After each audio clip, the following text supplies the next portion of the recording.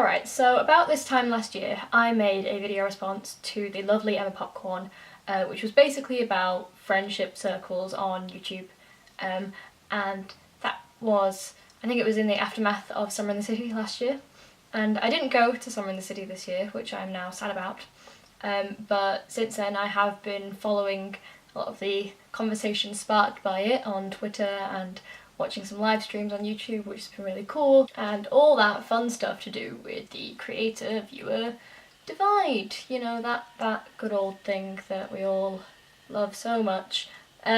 So having been following these conversations and all the juicy discourse, I have a lot of thoughts, and I thought I would make a sort of sequel to the video that I made this time last year. So, making friends on YouTube.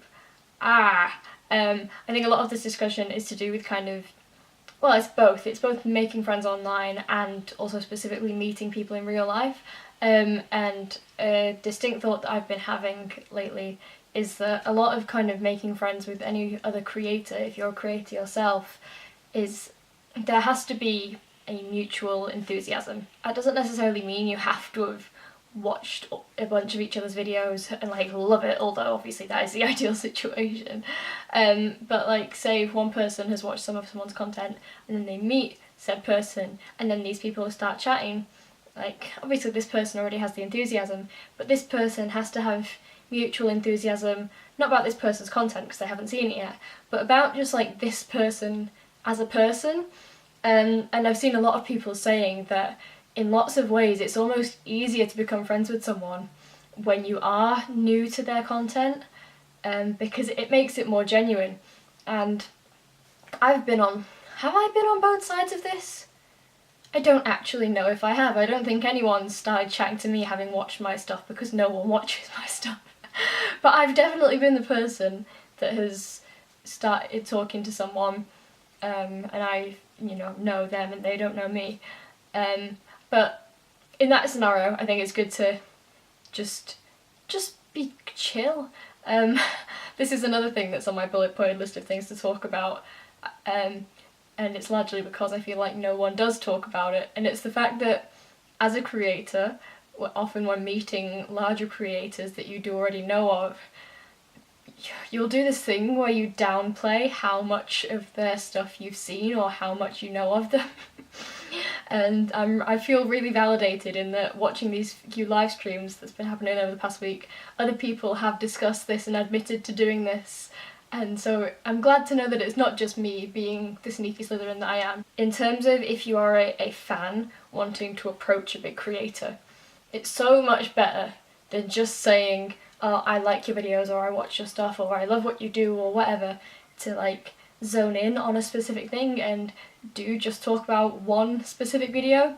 And yeah, in a way it's almost more genuine if you do that as a fan than as another creator.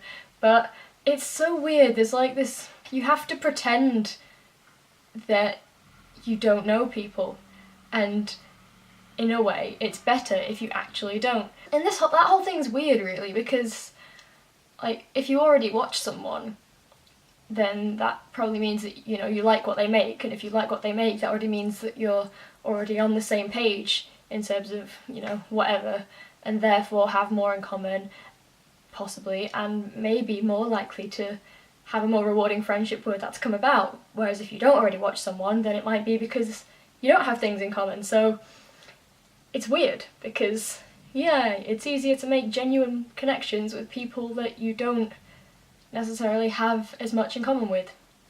Back to the whole thing of, as a fan, if you go up to someone and say, I love your videos, I understand why a lot of creators feel like it's basically an instant wall, but I feel like when people say, what do you say in response to that? I understand the sentiment, but it's not like there is nowhere to go from that. Like if someone says they like your videos, like you could still respond with something like, oh, that's so nice of you, which one's your favourite? Or like, do you have any feedback? Or, like, just because someone comes up to you and sort of puts themselves in the fan or viewer category, that doesn't necessarily devalue the interaction that you might be able to have, because then you can then speak to them as a fan or a viewer, and maybe glean something from their perspective as that you wouldn't be able to get from someone that's more on the same. Gonna move on now to the idea of the small YouTube community, and like whether or not there is one, and how accessible it is, and the usual questions. People said in the chats of one of the live streams recently that the small YouTuber community, and I've said this before, is like a sort of a bunch of different Venn diagrams in a way, and I feel like that's I'd love to draw that Venn diagram. I feel like it'd be very difficult, because it really is. It's like, it's not really an open community, and I feel like that's where a lot of the resentment comes from when people don't feel good about it, because if you talk about it in the sense that it is, I feel like that shows that you're really just more in one of these overlapping friendship groups. But I'd say it's like it's semi-open. Like I was saying the other day, it's like once you have even just a couple of friends on YouTube, they don't necessarily have to know each other or be in any groups or anything, just once you have a couple of friends on YouTube, there will only be a couple of degrees of separation, probably, between you and X other creator now. Everyone knows someone who knows someone. I think that's kind of a cool thing, but it also is a slight double-edged sword when it comes to, again, sort of accessibility of the friend groups, because in terms of like real life gatherings like Summer in the City and just gatherings or whatever, it's infinitely easier to sort of become part of a group or just make friends with more people if you are already sort of on the arm of an existing friend that knows other people, rather than just trying to approach people yourself. Because if you just approach someone randomly on your own, it is just a bit inherently weird, and it is sort of a lot easier for that to sort of frame you in the sort of fan light than if you have a mutual friend and then are introduced by them, and then it's like, cool, we're all friends here. Also, duration of time spent with someone. Like, if you go up to someone and you're just like, oh, hi, I've watched your stuff, I just wanted to say hi, that's all very well and good, but at some point, that conversation, that's a sort of a limited thing, it's going to end, you're going to then walk away. Whereas, if it is sort of a wider group of people spending time together, then I feel like it's easier to build more genuine connections. You have to make efforts to put yourself out there. You can't just do stuff on your own, do your own thing, and expect friends to come to you. You have to actively make an effort to engage with people. So for example, like commenting on multiple other smaller creators' videos, and making efforts to attend events and things like that. Because it's just the way of the world, really. This point can sort of be extended outwards in general to that whole resentment that a lot of introverts and ambiverts have towards extroverts for, having flourishing friend groups, especially, witnessable in high school and stuff like that. And it's because those are the people that want to put themselves out there more. Yeah, I really get that it can be frustrating when it seems like everyone else is talking about this community that you really can't see. But if you do feel like that, you need to ask yourself, I feel, what are you doing to try and engage with it? So back to the main topic, I guess, I don't know, of the old creator-viewer divide. Because everyone loves to talk about this.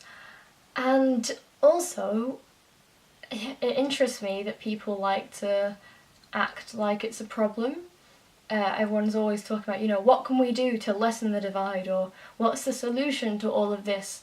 And to be frank, I don't think there is one. I don't think the divide is ever going to go away, because the truth of the matter is there are some people that actively enjoy just being fans. And yes, it's weird because it's YouTube and it's a more personal platform than other things, but as someone that is that kind of sort of super fan about other types of celebrity, like, you know, there's actors and singers that I am like the same way as YouTube fans are for some YouTubers. I understand the value that these people have in identifying themselves as fans and lining up for hours for meet and greets and just walking up saying, "Can I have a picture?" and walking away. Like, some people, they know that's how they like it, and I don't think there's necessarily anything wrong with that. It's just weird for the rest of us that don't feel that way. I don't think the creator-viewer divide is necessarily a bad thing. It's just a thing that I feel like everyone is still just trying to learn how to navigate. Yeah, just treat people as individuals and just try and be chill.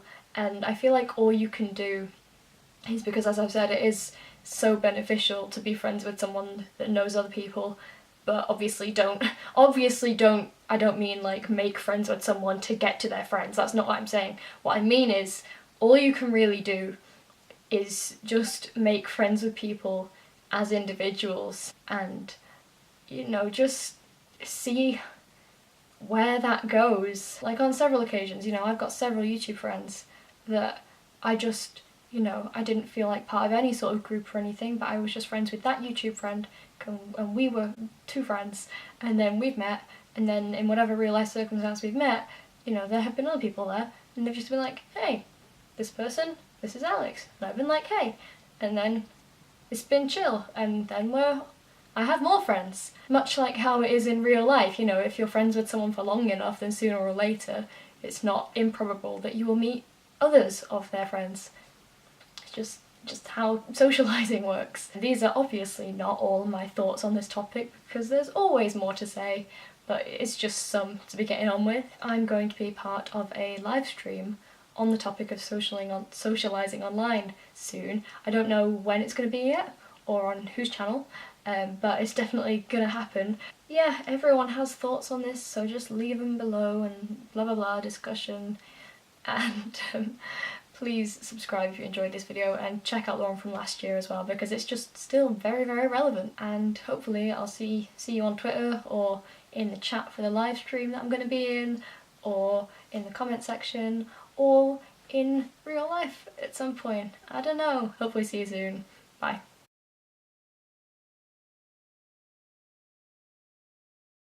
And just all that stuff, fun stuff to do with